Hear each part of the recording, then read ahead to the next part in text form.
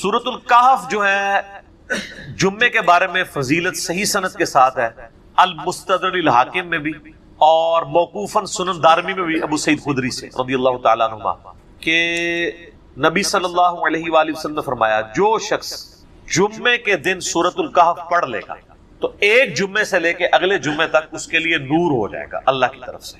اور موقوفاً روایت جو دارمی کے اس میں ہے کہ اس کے اور خانہ کعبہ شریف کے درمیان ایک نور ہو جائے گا اگلے جمعے تک کے لیے، یعنی اللہ تعالیٰ اس کو یہ فضیلت دے گا۔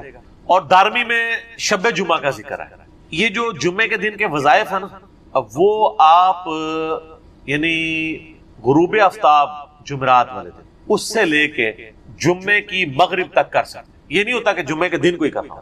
سورۃ الکہف بھی جمعے کے دن یہ فضیلت ہے۔ سورۃ الکہف کی فضیلت میں وہ مسلم شریف کی حدیث بھی ہے نا کہ وہ ایک صحابی رات کے وقت سورۃ الکہف کی تلاوت کر رہے تھے تو ان کا گھوڑا بھدک گیا، بادل اتنا قریب آیا آسمان کا کہ لگتا ہے کہ اب وہ گھوڑے پہ گرنے لگا تو گھوڑا بھدک گیا۔ تو صبح نبی علیہ السلام کو آپ وہ فرشتے تھے تمہاری تلاوت سننے کے لیے آئے تھے، وہ بادل یہ والا نہیں تھا۔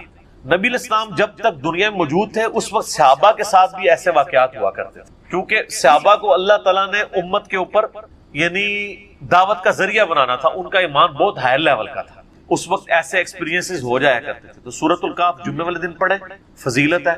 جمعرات والے دن مغرب سے لے کے جمعے کی مغرب سے پہلے پہلے کسی بھی وقت آپ پڑھ سکتے ہیں، ٹھیک ہے نا۔ یہ جو بھی وظائف ہوتے ہیں نا اسلام میں، جب دن کی بات ہو رہی ہوتی ہے نا تو دن سے مراد وہ پورے 24 گھنٹے ہوتے ہیں۔ اسلام میں 24 گھنٹے سٹارٹ ہوتے ہیں ایک مغرب سے اگلی مغرب تک۔ اچھا آپ کو بتاؤں، آج بھی مدینہ شریف میں گھڑی لگائی ہوئی ہے انہوں نے روضہ شریف میں، وہ باب ابو بکر کی طرف، اس کی ٹائم روزانہ آگے ایک بندہ سیٹ کرتا ہے، وہ مغرب سے مغرب 24 گھنٹے چلتے ہیں۔ ظاہر روزانہ سیٹ ہی کرنی پڑے گی نا اس اعتبار سے، تو باقی گھڑیاں جو ہیں وہ ہمارے شمسی اعتبار سے چل رہی ہیں۔ تو جتنے وظائف آتے ہیں نا کہ یہ فلاں کام جمعے والے دن کرنا ہے، تو جمعے کے دن سے مراد ہے اس ایون یہ غسل والا معاملہ بھی، اگر کوئی جمعے کے دن کو غسل نہیں کر سکتا تو جمعے اور جمعرات کی درمیانی رات کو غسل کر لے۔ اصل میں یہ کہ ہفتے میں ایک دن، مسلم شریف کی حدیث ہے کہ ہر مسلمان پہ ہر مسلم پہ ہفتے میں ایک دن غسل کرنا واجب ہے، جس میں وہ اپنے جسم کا میل دور کرے۔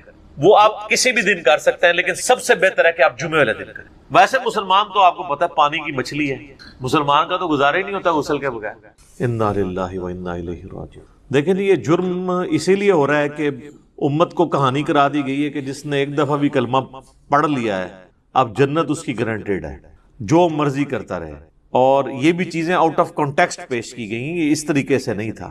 صحیح بخاری کی حدیث ہے، نبی صلی اللہ علیہ وآلہ وسلم نے فرمایا میری پوری امت جنت میں جائے گی سوائے اس کے کہ جس نے جنت میں جانے سے انکار کر دیا۔ تو پوچھا گیا کہ من ابا یا رسول اللہ، کس نے انکار کیا؟ تو آپ نے فرمایا کہ جس نے میرا حکم مانا وہ جنت میں جائے گا، اور جس نے میری نافرمانی کی اس نے جنت میں جانے سے انکار کر دیا۔ باقی وہ بات الگ ٹھیک ہے، بخاری اور مسلم میں حدیث ہے کہ نبی صلی اللہ علیہ وآلہ وسلم بار بار دوزخ کی طرف جائیں گے، اللہ تعالیٰ ان کے لیے تعداد مقرر کرے گا، اللہ کے اذن سے آخر میں اس شخص کو بھی جنت سے دوزخ سے نکال کے جنت میں لے آئیں گے کہ جس کے دل میں رائی کے دانے کے برابر بھی ایمان ہوگا۔ لیکن یہ کون سوچ سکتا ہے کہ کتنا عرصہ اس کو وہ جہنم میں وہ پیریڈ گزارنا پڑے گا۔ اللہم اجرنا من النار۔ یہاں تو کہہ دیتے ہیں جناب ایک پھیرا لگے گا، آپ کو پھیرے کی لینتھ کا ہی نہیں پتا۔ ہم لوگ تو 5 سے 10 سیکنڈ کے لیے موم بتی کے فلیم کے اوپر نہیں ہاتھ رکھ سکتے۔ دنیا کی آگ، اور بخاری اور مسلم دونوں میں حدیث ہے کہ آخرت کی آگ جو ہے وہ دنیا کی آگ سے 70 گنا تیز ہے۔ تو یہ بات کر دینا بڑا آسان۔ اچھا آپ اس کو دنیا میں اگر کسی کو پریکٹیکلی امیجن کروائیں نا تو وہ کانپ اٹھے گا۔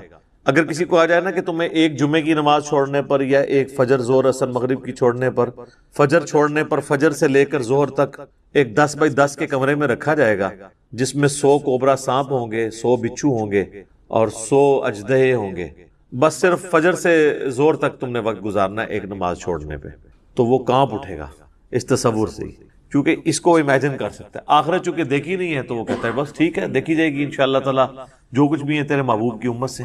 تو جمعے کا معاملہ تو بہت سینسٹیو۔ جمعے کی آپ اہمیت کا اندازہ اس بات سے لگا دیں کہ جمعے کی نماز کے اوپر ایک پوری سورت ہے، اس کا نام ہی سورۃ الجمعہ ہے، سورت نمبر 62 پارہ نمبر 28 میں، اور اس میں باقاعدہ اللہ تعالیٰ نے جمعے کی فرضیت کا ذکر کیا ہے۔ اعوذ باللہ من الشیطان الرجیم، بسم اللہ الرحمن الرحیم۔ یا ایھا الذین آمنوا اذا نودی للصلاۃ من یوم الجمعہ، اے ایمان والو جب ندا دی جائے، اذان دی جائے جمعے کے لیے، اس کی نماز کے لیے جمعے کے دن، فاسعوا الی ذکر اللہ، تو جلدی سے لبکو اللہ کے ذکر کی طرف، وذروا البیع، اور تجارت چھوڑ دو، ذالکم خیر لکم ان کنتم تعلمون، اسی میں تمہاری خیریت ہے اگر تم جانتے ہوتے۔ فاذا قضیت الصلاۃ، ہاں جب نماز پڑھ چکو، فانتشروا فی الارض وابتغوا من فضل اللہ، اس کے بعد تم زمین میں پھیل سکتے ہو اور اللہ کے فضل کو تلاش کرو۔ یعنی صرف جمعے کے اس ٹائم پیریڈ کے لیے آپ نے کاروبار زندگی کو ترک کرنا ہے۔ وَاذْكُرُوا اللَّهَ كَثِيرًا لَعَلَّكُمْ تُفْلِحُونَ، اور اللہ کو بہت کثرت سے یاد کرو تاکہ تم فلاح پا جاؤ۔ تو جمعے کی فرضیت قرآن میں آئی ہے، اس سے آپ اس کی اہمیت کا اندازہ لگا سکتے ہیں۔ باقی جتنی نمازوں کا ذکر ہے وہ جنرل ہے ان کی فرضیت کے اعتبار سے، یا ایون سورۃ النور کے اندر صلاۃ الفجر اور عشاء اور ظہر کا ذکر آیا ہے تو وہ پردے کے اعتبار سے آیا ہے۔ فرضیت کا جہاں تک ذکر ہے نا اسپیسیفکلی، وہ جمعے کی نماز ہے، اسی لیے اس کی سب سے زیادہ امپورٹنس ہے۔ اور جمعے کی بھی نماز کی امپورٹنس نہیں ہے، جمعے کی اس ایکٹیویٹی کی امپورٹنس ہے۔ نماز تو اللہ تعالیٰ نے اس دن ویسے ہی کم کر دی ہے، 4 کی بجائے 2 فرض کر دی۔ خطبے کی امپورٹنس ہے، اور یہ مسلمانوں کی ایک ویکلی پولیٹیکل گیدرنگ ہے، اور سالانہ پولیٹیکل گیدرنگ مسلمانوں کی عید کی نمازیں ہیں، اور انٹرنیشنل گیدرنگ سالانہ جو ہے وہ حج کی گیدرنگ۔ یہ یعنی جمعے کے خطبے اس لیے نہیں ہے کہ یہاں پہ آپ نے لوگوں کو یعنی نکاح، طلاق اور استنجے کا طریقہ، یہ ساری چیزیں بتانی ہیں، اصل میں پولیٹیکل ایشوز کو ایڈریس کرنے کے لیے، تاکہ لوگ ایک پیج کے اوپر آئیں مسلمان۔ اسی لیے جمعے کی گیدرنگ ایک شہر میں ایک سے زیادہ ہونی بھی نہیں چاہیے۔ یہ تو آج کل ایک چندے کے چکر میں اتنی جامع مسجد بن گئی ہیں، ادروائز اصولاً دیکھا جائے تو ایک شہر میں ایک جامع مسجد ہوگی۔ ایران میں آپ چلے جائیں، تہران میں ایک جگہ جمعہ ہوتا ہے اور 15 سے 20 لاکھ لوگ ایک جگہ جمعہ پڑھ رہے ہوتے ہیں، اور ایران کا پریزیڈنٹ جمعے کا خطبہ دیتا ہے۔ یہاں پہ بھی ہمارے پرائم منسٹر کو فیصل مسجد میں خطبہ دینا چاہیے۔ تو آپ دیکھیں پھر کس طریقے سے قوم ایک جگہ جمع ہوتی ہے۔ ہم تو ایک قوم بھی نہیں اسی وجہ سے۔ بہرحال یہ الگ سے ایک ٹاپک ہے۔ جمعے کی فرضیت کے اعتبار سے سورۃ الجمعہ کافی ہے۔ بخاری اور مسلم دونوں میں حدیث ہے، نبی صلی اللہ علیہ وآلہ وسلم نے فرمایا کہ اگرچہ ہم سب سے آخر میں آئے ہیں لیکن قیامت والے دن ہم سب سے سبقت لے جائیں گے، یہود و نصارہ سے بھی۔ پھر نبی علیہ السلام نے اس کی ریزن بتائی کہ اللہ تعالیٰ نے جمعے کا دن یہودیوں پر پیش کیا، انہوں نے اس کی قدر نہیں کی، انہوں نے ہفتے کا دن اپنے لیے چوز کر لیا۔ پھر نصارہ پہ پیش کیا، انہوں نے اس کی قدر نہیں کی، اور اتوار کا دن انہوں نے چوز کر لیا۔ پھر اللہ نے ہماری رہنمائی کر دی جمعے کے دن کے لیے۔ اچھا، نبی علیہ السلام نے اس کو اللہ کی طرف منسوب کیا کہ اللہ نے ہمارے لیے رہنمائی مقرر کر دی کہ ہم جمعے کی طرف متوجہ ہوئے۔ اور پھر نبی صلی اللہ علیہ وآلہ وسلم فرمایا کہ قیامت والے دن، یعنی اس جمعے کے دن کے تحفے کو ایکسپٹ کرنے کی وجہ سے قیامت والے دن ہم سبقت لے جائیں گے، یعنی سب سے پہلے جنت میں جانے والے نبی صلی اللہ علیہ وآلہ وسلم کے امتی ہوں گے انشاءاللہ تعالی۔ اللہم اجعلنا منہم، آمین۔ صحیح مسلم میں ایک حدیث ہے کہ نبی صلی اللہ علیہ وآلہ وسلم نے فرمایا کہ جمعے کا دن باقی تمام دنوں کا سردار ہے۔ اسی دن آدم علیہ السلام پیدا ہوئے، اسی دن وہ جنت میں داخل کیے گئے، اسی دن جنت سے نکالے گئے، اور اسی دن قیامت قائم ہوگی۔ ایک اور حدیث ہے بخاری اور مسلم دونوں میں، نبی صلی اللہ علیہ وآلہ وسلم نے فرمایا کہ جمعے کے دن ایک گھڑی، ایک لمحہ ایسا آتا ہے کہ اس گھڑی میں جو اللہ سے خیر مانگی جائے نا، اللہ تعالیٰ وہ خیر عطا فرما دے۔ اچھا، اس میں اب مختلف اقوال ہیں۔ بہرحال صحیح مسلم میں ایک حدیث ہے کہ نبی علیہ السلام نے فرمایا کہ یہ جو قبولیت کی گھڑی ہے نا، یہ خطیب کے منبر پر بیٹھنے سے لے کر نماز جمعہ کے ختم ہونے تک ہے، اس دوران یہ ایکٹیویٹی ہے۔ یعنی ایک گھڑی ایسی آتی ہے جو قبولیت کا وقت، ویسے پبلک میں مشہور ہے کہ وہ 2 خطبوں کے درمیان وہ بھی ہو سکتا ہے، اس کے علاوہ بھی نماز کا بھی وقت ہو سکتا ہے جس میں آپ اللہ کی طرف رجوع لاتے ہیں۔ اس لیے آپ دیکھیں کہ بخاری اور مسلم دونوں میں حدیث ہے، نبی صلی اللہ علیہ وآلہ وسلم نے فرمایا جو جمعے والے دن سب سے پہلی گھڑی میں آتا ہے اسے اونٹ نحر کرنے کا ثواب دیا جاتا ہے، جو اس کے بعد آتا ہے اسے ایک گائے ذبح کرنے کا ثواب، جو اس کے بعد آتا ہے اسے ایک بھیڑ یا بکری ذبح کرنے کا ثواب، جو اس کے بعد آتا ہے اسے ایک مرغی ذبح کرنے کا ثواب، اور جو بالکل اینڈ پہ آتا ہے اسے انڈا صدقہ کرنے کا ثواب۔ اور پھر اس کے بعد الفاظ ہے کہ اس کے بعد فرشتے رجسٹر بند کر دیتے ہیں جب خطیب ممبر پہ چڑھ جاتا ہے، یعنی یہ ساری گھڑیاں خطیب کے ممبر پہ چڑھنے سے پہلے ہیں، اور پھر فرشتے جو ہیں وہ بھی الذکر سننا شروع کر دیتے ہیں. الذکر یعنی جو خطیب خطبہ دے رہے ہیں، بشرطے کہ وہ ذکر ہو، کہانیاں نہ ہو. الذکر تو پھر سر یہی ہے، انا نحن نزلنا الذکر وانا له لحافظون. صحیح مسلم میں حدیث ہے کہ نبی علیہ السلام کے جمعے کا خطبہ جو ہے وہ قرآن ہی ہوا کرتا تھا. 4 حدیثیں اوپر تلے. ایک صحابیہ کہتی ہے کہ میں نے حضور علیہ السلام سے جمعے کے خطبے میں اتنی دفعہ سورہ قاف جو پارہ نمبر 26 میں آتی ہے سنی کہ مجھے زبانی یاد ہوگی. اب ہر جمعے میں وہ ظاہر تذکیر والی صورت ہے تو وہ الذکر سننا شروع کر دیتے ہیں. اور پھر اس کے بعد جو آتا ہے نا، پھر اسے نارمل صرف نماز کا ثواب ملتا ہے، جو ایکسٹرا آرڈنری ثواب ہے نا جمعے کا وہ ختم ہو جاتا ہے. اچھا، اسی حدیث میں الفاظ ہیں کہ جو پہلی گھڑی میں آئے اس کے لیے ثواب. پھر اس میں نبی علیہ السلام نے یہ بھی فرمایا کہ پھر جتنا مقدر ہو تم نماز ادا کرو. یعنی جمعے سے پہلے آپ 2 4 6 8 10 جتنی مرضی نفلی رکعتیں پڑھ سکتے ہیں. اچھا، اس میں ایک حدیث ضعیف بھی پیش کی جاتی ہے ابو داؤد کی کہ جمعے والے دن مکروہ وقت کوئی نہیں ہوتا، وہ روایتی کمزور ہے.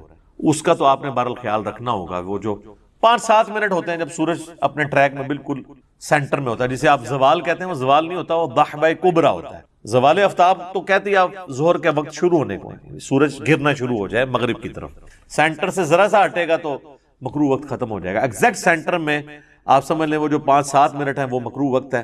اس سے پہلے بھی آپ نفلی نماز پڑھ سکتے ہیں، اس کے بعد بھی ایگزیکٹ اس وقت نہیں پڑھ سکتے. تو جتنی مقدر ہو پڑھو. البتہ بخاری اور مسلم میں حدیث ہے کہ جب خطیب جو ہے وہ خطبہ دے رہا ہو نا تو پھر آپ نے 2 رکعتیں پڑھنی، اور اس وقت تک نہیں بیٹھنا جب تک وہ 2 رکعتیں نہ پڑھنے. یہ جمعے کے دن کا پروٹوکول ہے، عام نمازوں کے لیے نہیں ہے. اور 2 سے زیادہ پھر نہیں پڑھنی جب خطبہ شروع ہو جائے، کیونکہ اصل مقصد تو خطبہ سننا ہے. اور اگر خطبہ شروع نہیں ہوا تو صحابہ کا جو معمول ہے وہ کم از کم 4 رکھتے تھی جمعے سے پہلے، کم از کم 2 تو پڑھنی ہے. اور بعد میں صحیح مسلم میں آتا ہے کہ جس نے جمعے کے بعد نماز پڑھنی ہے وہ 4 رکھتے پڑھے. 2 کر کے بھی پڑھ سکتے ہیں اور اکٹھی 4 بھی پڑھ سکتے ہیں، دونوں طریقے سے ثابت ہے. تو یہ جمعے کی رکعتیں میں نے بتا دی، یعنی ٹوٹل کتنی ہوئی؟ 8. 2 سنتیں پہلے، 2 فرض اور 4 سنتیں بعد میں. اور اگر آپ نے پہلے 4 سنتیں پڑھنی ہیں تو پھر 10 ہوگی. تو نبی صلی اللہ علیہ وآلہ وسلم نے یعنی یہ ترغیب دلائی ہے کہ جمعے والے دن خطیب کے ممبر پہ چڑھنے سے پہلے پہنچ جائیں. اب حنفیوں کی چونکہ تقریر انہوں نے لادہ کر لی ہوئی ہے تو حنفیوں کے لیے یہ نہیں ہوگا کہ عربی خطبہ سننا ہوگا. وہ بھی جب ممبر پہ خطیب چڑھتا ہے نا اردو خطبے کے لیے تو اس کے بعد رجسٹر ان کے بند ہو جائیں گے. اب چونکہ انہوں نے اپنے پبلک کو پڑھایا ہوا ہے کہ یہ تقریر جو ہے یہ لادہ سے ہے، اصل عربی کے خطبے ہوتے ہیں، پھر لوگ کہتے ہیں پھر اصل ہی آگے سنیں گے جو ہمیں بھی سمجھنا ہے. اور معذرت کے ساتھ جو پڑھ رہے ہوتے ہیں ان کو بھی نہیں سمجھ ہوتی کہ وہ پڑھ رہے کیا ہیں. حقیقت بات ہے، کئی جو ائمہ ہے آپ ان سے کہنا یہ جو تم نے عربی خطبہ پڑھا اس کا ترجمہ بتاؤ کیا ہے. تو جب پڑھنے والے کو بھی نہیں پتا تو سننے والے کو کیا پتا ہوگا.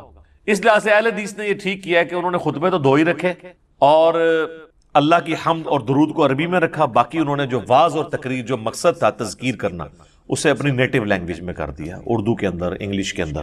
یہی طریقہ ٹھیک. تو حنفیوں نے وہ تقریر ایک تیسرا خطبہ ایڈ کر دیا اور وہ بھی پھر بیٹھ کے شروع ہو گیا. حالانکہ خطبہ تو کھڑے ہو کے ہوتا ہے جمعے کا، بیٹھ کے تو آپ دے نہیں سکتے. اور اس میں آپ نے سہارا لے کے کھڑا ہونا ہے. وہ کھڑا سہارا ہو کے اس لیے ہوتا ہے کہ تقریر تھوڑی لمبی ہو تو آپ مطلب سہارا لے سکیں. انہوں نے بیٹھ کے خطبہ شروع کر دیا تو یہ بھی ایک خلاف سنت چیز ہے. بہرحال جمعے کی نماز کی امپورٹنس اس حوالے سے آپ نے ذہن میں رکھنی ہے. باقی جمعے میں جمعے کی نماز اور اس کی تقریر کے علاوہ 2 اعمال ایسے ہیں جو اسپیسیفکلی اہمیت کے حامل ہیں. المستدرک للحاکم میں صحیح سند سے یہ حدیث ہے، مشکات کے اندر بھی موجود ہے، کہ جو شخص سورۃ الکہف کی تلاوت کر لے جمعے کے دن تو اگلے جمعے تک اس کے لیے ایک نور اللہ کی طرف سے مقرر ہو جائے گا. اور ابو داؤد میں ایک حدیث ہے، مشکات میں بھی ہے، سنن نسائی میں بھی، ابن ماجہ میں بھی، کہ نبی صلی اللہ علیہ وآلہ وسلم نے فرمایا کہ جمعے کا دن جو ہے یہ یوم مشہود ہے، یعنی اللہ کے حضور اعمال پیش ہونے کے اعتبار سے.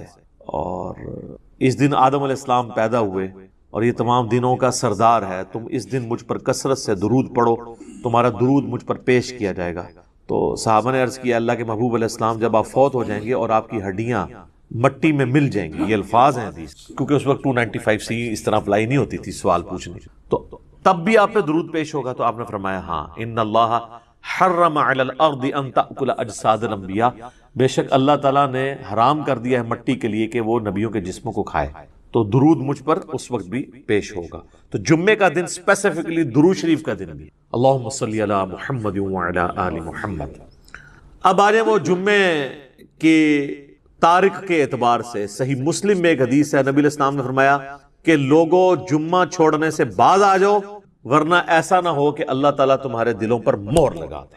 اور یہ مہر وہ ہے صم بکم عمی فہم لا یرجعون ختم اللہ علی قلوبہم وعلی سمعہم وعلی ابصارہم والعیاذ باللہ تعالی۔ اور جامع ترمذی میں حدیث ہے جس نے مسلسل 3 جمعے چھوڑ دیے اللہ تعالیٰ اس کے دل پر مہر لگا دے گا۔ اچھا اسی وجہ سے یہ پبلک مشہور ہے کہ 3 کٹھے نہیں چھوٹنے چاہیے۔ اندازہ کریں آپ، ان کو پتہ ہی نہیں ہے کہ یار مطلب صرف جمعہ ہی ہے مسلمان کے لیے، 3 نہیں چھوٹنے چاہیے۔ وہ کہتے ہیں نہیں مسلم شریف میں حدیث ہے نا کہ ایک جمعے سے لے کر دوسرا جمعہ درمیان کے گناہوں کا کفارہ ہے، یعنی جو کام چک کے رکھو جمعہ پڑھ لو کام ختم۔ تو یہ پوری حدیث اس طرح نہیں ہے میرے بھائی، پوری حدیث اس طرح ہے اگر کبیرہ گناہوں سے بچا جائے تو ایک جمعے سے دوسرا جمعہ، اس تو بھی آسان کام، ایک رمضان سے دوسرا رمضان، شکر ہے تسی یہ نہیں لے آیا جمعہ دے ہفتے بعد پھر اللہ کی بارگاہ، ایک رمضان سے دوسرا رمضان اور ایک نماز سے دوسری نماز درمیان کے گناہوں کا کفارہ ہے اگر کبیرہ سے بچا جائے۔ تو سب سے کبیرہ گناہ شرک کے بعد اگر کوئی ہو سکتا ہے تو وہ فرض نماز چھوڑنا ہے۔ تو اگر کبیرہ گناہ نہیں کیے، یعنی ایک جمعے سے لے کر اگلے جمعے تک کوئی نماز نہیں چھوڑی، پھر چھوٹے گناہ معاف ہوں۔ نماز چھوڑنے سے بڑا کون سا گناہ ہے؟ صحیح مسلم میں حدیث ہے بندے کے ایمان، شرک اور کفر کے درمیان فرق نماز ہے۔ جامعہ ترمذی میں حدیث ہے شقیق تابعی کہتے ہیں کہ صحابہ کرام صرف تارک الصلاح کی تکفیر کرتے تھے، جو نماز چھوڑنے والا نا اسے کافر سمجھتے تھے، اس کے علاوہ کسی گناہ کے اوپر وہ کفر کا فتویٰ نہیں لگاتے تھے۔ ابو داؤد ترمذی میں حدیث ہے جس نے جان بوجھ کے نماز چھوڑی گویا اس نے کفر کیا، یعنی یہ تو بڑا سینسٹیو معاملہ ہے، کفر اور شرک کے درمیان فرق جب نماز ہے۔ اور اس سے بھی بڑھ کر سورۃ الروم کی وہ جو آیت ہے منیبین الیہ، رجوع لاؤ اللہ کی طرف، وَأَقِيمُوا الصَّلَاةَ وَلَا تَكُونُوا مِنَ الْمُشْرِكِينَ، اور نماز کو قائم رکھنا، دیکھنا مشرکوں میں سے نہ ہو جانا۔ نماز چھوڑنے والے کو اللہ تعالیٰ فرمایا گویا کہ وہ مشرک ہے۔ پاکستان کے شناختی کارڈ میں مسلمان ہے، اللہ کے ہاں وہ عملاً مشرک ہے، عملاً کافر ہے۔ ہاں ٹھیک ہے ہم عقیدے میں فتویٰ نہیں لگاتے، باقی اس کا اور اللہ کا معاملہ ہے۔ پھر سنن ابن ماجہ میں حدیث ہے ابو درداء اصحاب صفہ میں سے ہیں، وہ کہتے ہیں کہ نبی علیہ السلام نے بڑے پیارے الفاظ ہیں، میرے خلیل نے مجھے 3 وصیتیں کی تھی۔ نمبر 1، اللہ کے ساتھ شرک نہ کرنا، خواہ تمہارے ٹکڑے ٹکڑے کر دیے جائیں یا تمہیں آگ میں جلا دیا۔ نمبر 2، کبھی نماز، فرض نماز نہ چھوڑنا ورنہ اللہ کے ہاں تمہارا ذمہ اٹھ جائے گا، یعنی اللہ کو پھر کوئی پرواہ نہیں۔ اور نمبر 3، شراب نہ پینا، تمام گناہوں کی چابی شراب ہے۔ یہ 3 وصیتیں ابو درداء کہتے ہیں کہ نبی علیہ السلام نے مجھے کی تھی۔ پھر مسند امام احمد میں وہ حدیث ہے کہ نبی صلی اللہ علیہ وآلہ وسلم فرمایا کہ جو شخص نماز پڑھنے والا ہے قیامت والے دن اس کی نماز اس کے لیے دلیل ہوگی، نور ہوگی اور نجات کا ذریعہ ہوگی، اور جو نماز چھوڑنے والا ہے اس کے لیے نہ کوئی نور ہوگا، نہ نجات کا کوئی سبب ہوگا، نہ اللہ کے حضور کوئی حجت ہوگی پیش کرنے کے لیے، اور اس کا حشر فرعون، قارون اور حامان کے ساتھ ہوگا والعیاذ باللہ تعالی۔ اور ایک اور حدیث ہے سنن ابی داؤد میں کہ قیامت والے دن سب سے پہلے نماز کے بارے میں سوال کیا، اور پھر فرمایا کہ جس کی نماز درست نکل آئی اس کے باقی معاملات آسان ہو جائیں گے، اور جس کی نماز ہی غلط نکلی اس کے بعد کے معاملات اس سے زیادہ مشکل۔ پھر اسی حدیث میں الفاظ ہیں کہ اگر کسی کے فرائض میں کوئی کوتاہی رہ گئی تو اللہ تعالیٰ فرشتوں سے کہے گا کہ میرے بندوں اس بندے کی کوئی نفلی عبادت دیکھو، جو ہم سنت پڑھتے ہیں، یعنی 12 سنت موقدہ نفلی عبادت ہے، تو فرائض کی کمی اس سے پوری کر لیجیے، لیکن فرض کے اوپر کوئی کمپرومائز نہیں۔ لہٰذا یہ جمعے کے معاملے کو اتنا ہلکا جاننا اور کہنا جی بس ٹھیک ہے دیکھی جائے گی، کوئی فرق نہیں پڑتا۔ اور حقیقت بات تو یہ ہے کہ علماء عرب تو آپ کو پتہ ہے کہ نماز چھوڑنے والے کی تکفیر کرتے ہیں، اور ان کے فتوے کے تحت تو پھر ظاہر ہے کہ نکاح بھی ٹوٹ جائے گا، جو انہوں نے پوچھا نکاح تو ٹوٹ جائے گا ظاہر ہے۔ اور ایسی عورت کو تو ایسے مرد سے بالکل طلاق لے لینی چاہیے، اس کو دھمکی لگائے کہ یا تو نماز شروع کر، جمعے کی نہیں عام نماز بھی، ادروائز دیکھیں نا جی، اب یہ تو نہیں کہ آپ نے صرف کلمہ پڑھ لیا تو آپ مسلمان تصور ہو جائیں گے، یعنی اسلام 3 چیزوں کا نام ہے نا، اقرار باللسان، زبان سے اقرار کرنا، وتصدیق بالقلب، اور دل سے تصدیق کرنا، وعمل بالجوارح، اور اپنے اعمال کے ساتھ، جوارح کے ساتھ اس کو ایگزیکیوٹ بھی کرنا۔ جب میں آپ کو حدیث بتا رہا ہوں جامعہ ترمذی کی کہ صحابہ کرام علیہم رضوان تارک الصلاح کی تکفیر کرتے تھے، آپ نے عمر سیریز میں نہیں دیکھا کہ جب وہ جاتے ہیں جو مرتدین قبائل کی طرف، جن کی طرف ان کو خبر ملتی ہے کہ یہ مرتد ہوئے ہیں، تو وہ کہتے ہیں اذان دو، جواب میں اگر وہاں سے اذان کی آواز آتی ہے تو وہ پھر حملہ نہیں کرتے تھے، اور نہیں آتی تھی تو پھر وہ، یعنی وہ ان کے لیے جو ٹیسٹر انہوں نے رکھا ہوا تھا نا، چیک پوائنٹ، وہ نماز تھی۔ اب مجھے بتائیں صحابہ اگر اس وقت دنیا میں آ جائیں، اور ہم جو اس وقت کلیم کر رہے ہیں کہ دنیا کا سب سے بڑا اسلامی ملک پاکستان ہے نا، کہتے ہیں انڈونیشیا کو بھی پیچھے چھوڑ دیا نا اب آبادی کے اعتبار سے، تو وہ پاکستان کے شناختی کارڈ میں جو لکھا ہے اس اعتبار سے تو واقعی سب سے بڑا ہے، لیکن اگر اس کو اللہ کے کرائٹیریا میں دیکھا جائے تو یہ کہاں پہ کھڑا ہوگا ملک؟ میرا خیال ہے پاکستان میں 1% سے بھی کم لوگ ہیں جو 5 وقت کی نماز پڑھتے ہیں، اور جمعہ پڑھنے والے بھی ہارڈلی 5% ہوں گے، 5 سے 10%، اور یہ یہاں پہ ایشو ہے، ورنہ سعودیہ میں آپ چلے جائیں تو آپ کو یہ ریشو 80% پلس نظر آئے گی۔ انڈونیشیا، ملیشیا میں 80% زیادہ لوگ عام نماز بھی پڑھتے ہیں، جمعہ چھوڑنے کا تو کوئی تصور ہی نہیں ہے وہاں پہ، کیونکہ وہاں پہ فقہ شافعی ہے، اور فقہ شافعی کے تحت جو نماز نہیں چھوڑتا وہ کافر ہے۔ اور مجھے نہیں سمجھ آتی اس کو فقہ میں کیوں الجھا دیا انہوں نے کہ جی امام حنیفہ نے بھی کوئی ہلکی اس کی سزا نہیں بتائی ہوئی ہے، وہ کہتے ہیں جو تارک الصلاح ہے اسے قید کیا جائے گا یہاں تک کہ وہ نماز شروع نہ کر دے، پھر اسے چھوڑا جائے گا، تو یہ بھی سزا کوئی چھوٹی نہیں ہے۔ باقی 3 ائمہ تو کہتے ہیں کہ اسے قتل کیا جائے گا، وہ مرتدی اسے تصور کرتے ہیں تارک الصلاح۔ تو اب چونکہ سختی نہیں ہوئی ہے تو پھر آپ انجام دیکھ لیں۔ کہتے ہیں جی وہ سب سے زیادہ حنفی ہیں، اسی لیے سب سے زیادہ بے نمازی دنیا میں، کیونکہ آپ تکفیر نہیں کرتے بے نمازی کی، تو جب حنفی زیادہ ہوں گے تو بے نمازی زیادہ ہوں گے۔ حالانکہ اسے حنفی شافعیت کا مسئلہ ہی نہیں، یہ تو مسلم شریف میں حدیث ہے نا، یہ کوئی امام شافعی کا قول تو نہیں ہے۔ صحیح مسلم میں کتاب الایمان میں پہلے چیپٹر کے اندر یہ حدیث موجود ہے کہ بندے کے کفر اور اسلام کے درمیان فرق نماز ہے۔ اس حدیث کو تو مطلب امام شافعی یا احمد بن حنبل یا امام مالک کی کسی دھکے کی یا انہوں موڈا دینے کی ضرورت نہیں ہے نا، یہ حدیث خود ہی۔ اور اس سے بڑھ کر سورہ روم کی آیت وَأَقِيمُوا الصَّلَاةَ وَلَا تَكُونُوا مِنَ الْمُشْرِكِينَ، نماز قائم رکھنا اور دیکھنا مشرکین میں شامل نہ ہونا۔ تو جناب یہ جمعوں وغیرہ کے چکر سے ذرا باہر نکلیں، جمعے والی بات تو یعنی یہ تو بہت بڑی بات ہے۔ عام نماز بھی اگر کوئی شخص چھوڑتا ہے، تارک الصلاح ہے، تو وہ قانوناً تو اسلام کی روح سے تو وہ اسلام سے خارج ہو جائے گا، الا یہ کہ وہ توبہ کر لے۔ ویسے تو یہ چھوٹے موٹے، ویسے تو ان کو یہ پڑھایا ہوا ہے کہ اگر کوئی بریلوی دیوبندی کے پیچھے جا کے نماز پڑھ لے یا اس کا نماز جنازہ تو اس کا نکاح ٹوٹ جاتا ہے، تجدید ایمان بھی اسے کرنا پڑتا ہے۔ اس سے کبھی یہ نہیں بتایا گیا کہ تو نماز نہیں پڑھتا تو اس پہ بھی تیرا نکاح ٹوٹے گا۔ کتنا یا دیکھیں آپ کتنا بڑا مسئلہ ہے، یعنی جو بڑا ایشو تھا وہ نہیں بتایا گیا اسے کہ نماز چھوڑنے سے بھی تیرا نکاح ٹوٹ سکتا ہے، نماز چھوڑنے کی وجہ سے بھی تیری بیعت، چلے جو بھی انہوں نے ایک ٹوٹی پوٹی فارم میں اپنا ایک سلسلہ شروع کیا ہے وہ ٹوٹ سکتا ہے۔ تو ادھر تو وہ جن کے بیعت ہوئے ہوتے ہیں وہ نہیں نماز پڑھتے، خود کہاں سے پڑھنی ہے انہوں نے؟ اللہ ماشاءاللہ بہت کم لوگ ہیں کہ جو نماز پڑھتے ہوں، اور جماعت کے ساتھ نماز کا اہتمام کرنا، خشوع و خضوع سے پڑھنا، یہ تو آپ چھوڑ دیں۔ اسی لیے پھر انہوں نے ایک جھوٹی کہانی سب کے ہاں ملتی ہے کہ جی وہ نماز تو اللہ کی معرفت کا ذریعہ ہے، جو اللہ تک پہنچ چکے ہوں تو نماز ان کو ضرورت ہی نہیں ہے، یا اگر انہوں نے پڑھنی ہے تو وہ کہتے ہیں دل کی نماز ہوتی ہے۔ چندہ دل کا نہیں ہوتا، جو روٹیاں اور روسٹ توڑتے ہیں اور کھاتے ہیں، اپنی توندے بڑھاتے ہیں، وہ دل کی نہیں ہوتی، اور جہاں بات آتی ہے نماز پڑھنے کی وہ دل کی ہوتی ہے، ٹھیک ہے۔ اور نماز پڑھنے کے لیے جاتے ہیں مکے مدینے، پیشاب کرنے کے لیے اپنے ٹوائلٹ میں جاتے ہیں، ان کے تو ٹوائلٹس کو لگائیں تالے، انہوں کو جتنے نماز پڑھنی ہے استنجا بھی اتھے ہی کرو جا کے روحانی طور تے تم لگ پتہ جائے گا روحانی طور تے کدھر جا ہے۔ یعنی جو بندہ یہاں بیٹھے بیٹھے مکے اور مدینے جا کے نمازیں پڑھ رہا ہے، استنجا کرنے کے لیے وہ کیوں اٹیچ باتھ میں جاتا ہے؟ اتنی بڑی ایکٹیویٹی وہ پرفارم کر رہا ہے تو استنجا بھی ہوتے ہی کرو۔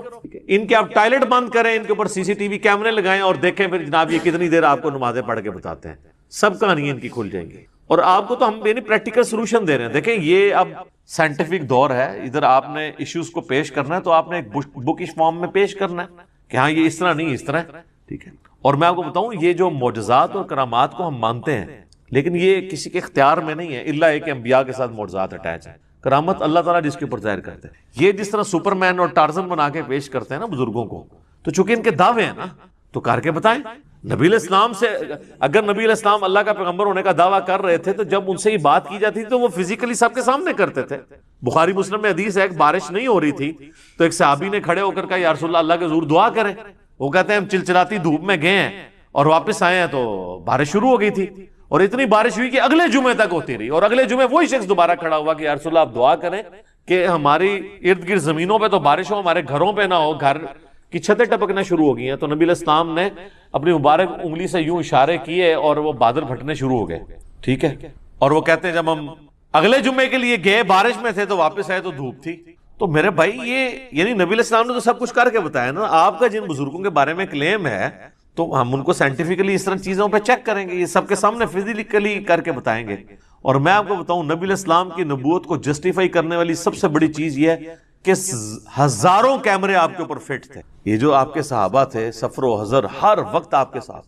اگر آپ کے کریکٹر میں کہیں ذرا سے بھی جھول ہوتی نا تو آپ کی وفات کے بعد آپ کے وہ ساتھی جو جانثار ہمیشہ سے آپ کے ساتھ تھے، ایک تو وہ تھے نا جو فتح مکہ پہ طلقاء بنے، معافیاں مانگی، اور ایک حضور کا غلبہ دیکھ کے اسے ایک سردار کا غلبہ تصور کرتے ہوئے اذا جاء نصر اللہ والفتح کے تحت وہ اسلام میں داخل ہو گئے. وہ موٹیویشنل تو ان کا ایمان نہیں تھا، لیکن جو سابقون الاولون جو شروع سے حضور کے ساتھ اٹیچ تھے، جو بندہ ساتھ اٹیچ ہوتا ہے نا جی، اس کو اس بندے کی کمزوریاں اور خوبیاں پتہ ہوتی ہیں. کہیں نہ کہیں بندہ ایکسپوز ہو جاتا ہے. جس کے ساتھ ہزاروں لوگ اٹیچ ہوں اور حضور کی وفات کے بعد ان میں سے کوئی بندہ ٹس سے مس نہ ہو، اور کمٹمنٹ کا یہ لیول ہو کہ ہزاروں لوگ جب اس دین کو چھوڑ جائیں تو چند مٹھی بھر لوگ اتنے کانفیڈنٹ ہوں کہ ہمارے نبی نے ہم سے وعدہ کیا تھا کہ رومن اور پرشین امپائر گرے گی، ہم تھوڑے سے ہی لیکن ہم ٹکرائیں گے، اللہ ہمیں فتح دے گا. یہ کانفیڈنس لیول ہو، یہ نبی علیہ السلام کی یعنی نبوت کی صداقت ہے. یہ دلیل ہے سب سے بڑی. تو نبی علیہ السلام پہ ہزاروں کیمرے فٹ تھے. کہیں آپ کے کریکٹر میں کوئی جھول ہوتی، آپ کی بیویوں کے ذریعے باہر نکل سکتی تھی بات، آپ کے دوستوں کے ذریعے باہر نکل سکتی. اور آپ جن بزرگوں کو مانتے ہیں ان کی کیا کیا باتیں باہر نکلتی ہیں. پرانوں کی نکلتی تھی، وہ میں نے نکال دی ہیں، اور نیوں کی تو اس لیے نکل رہی ہیں کہ پرانے زمانے میں بھی اگر ان کو اسی طریقے سے پرانوں کو بھی چیک کیا جاتا کریٹیکلی کیمروں کے ذریعے یا باقی معاملات کے ذریعے تو آپ دیکھ لیتے کہ ان کے بھی ماشاءاللہ الا ماشاءاللہ اچھے لوگ بھی ہوں گے. میں نے یہ نہیں کہتا کہ برے لوگ ہی ہیں سارے، لیکن یہ ہے کہ یہ بڑی مشکل سے حسن ظن قائم رہتا ہے کہ آپ اتنے یعنی عجیب و غریب قسم کے دعوے کرتے ہیں. اور آپ دیکھ لینا وہ ہمارے بھائی نے انڈرسٹینڈ اسلام کے اوپر وہ جو ویڈیو اپلوڈ کی ہے کہ بزرگ جو ہیں وہ استنجے کے لیے پتھر مانگ رہے ہیں تو وہ جس چیز کی طرف جاتا ہے وہ سونا بن جاتا ہے. اور پھر وہ جناب یہ بھی بتا رہے ہیں کہ حضرت وہ کہنے لگے جی بال بڑھ گئے تھے، انہوں نے کہا تیرے نبی کی سنت ٹوٹ رہی ہے تو اس لیے مجھے کچھ پیسے دے دے. یار اللہ کے بندو، وہ کہتے ہیں سال ہوا ہے کچھ نہیں آپ سے مانگا، اب یہ سنت ٹوٹنے تو سنت بھی ٹوٹنے لگی تو ابھی بھی مانگنے کی ضرورت نہیں ہے. جس نے سال آپ کو بغیر کھائے پیے سارا کچھ معاملہ کر دیا ہے تو روحانی طور پہ بال کٹ جائیں خود بخود ہی. روحانی طور پہ اگر بندہ زندہ ہے تو بال بھی روحانی طور پہ کٹ جائیں، ناخن کٹ جائیں، ختنہ بھی ہو جائے، روحانی طور پہ نہیں ہوتا. سب کہانی ہے جناب. تو اللہ تعالی ہمیں فہم اور عقل دے اور ہم چیزوں کو صحیح طریقے سے سمجھیں. ٹھیک ہوگا.